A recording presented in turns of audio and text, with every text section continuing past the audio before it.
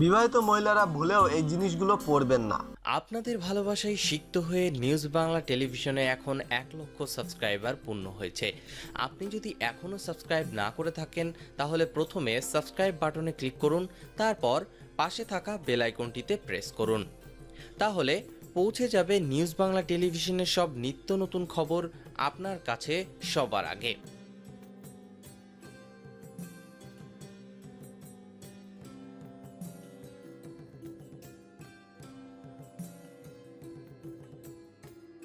বিয়ের পর সংসার ধর্মের অনেক দায়িত্ব এসে পড়ে মেয়েদের উপরে।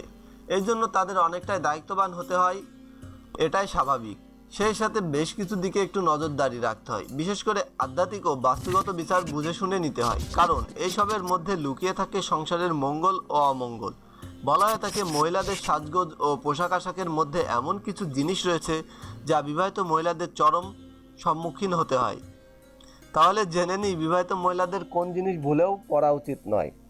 সাদা রঙের শাড়ি। আধুনিক মহিলাদের অনেক সময় দেখা যায় বিয়ের পর তারা অনেকে জিন্স, টপ ইত্যাদি আধুনিক পোশাক পরেন। এক্ষেত্রে একটা বিষয় খেয়াল রাখতে হবে, বিবাহিত মহিলারা ভুলেও যেন সাদা শাড়ি না পরেন।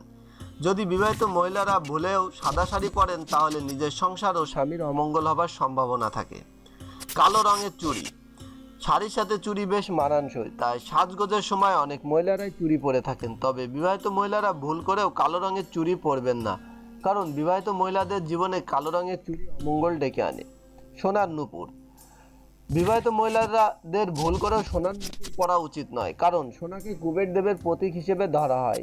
তাই এক্ষেত্রে আপনি যদি সোনা পায়ে পরে থাকেন তাহলে দেবতার অপমান করা হয়। তাই বিবাহিত মহিলাদের সোনার নূপুর পায়ে না পরাই ভালো। আরও বেশ কিছু ব্যাপার মহিলাদের মেনে চলা উচিত। নেশা না করা, সন্ধ্যাবেলায় বেশিক্ষণ না ঘুমানো, রাতের বেলা ঘর ঝাড়ু না দেওয়া।